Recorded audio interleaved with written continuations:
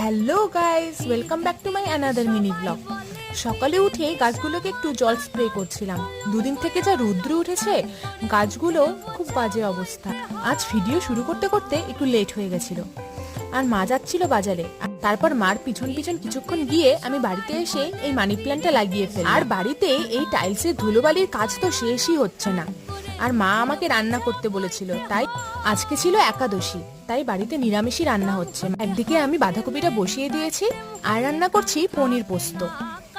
আমার কিন্তু পোস্ত দিয়ে যে কোনো তরকারি দারুণ লাগে।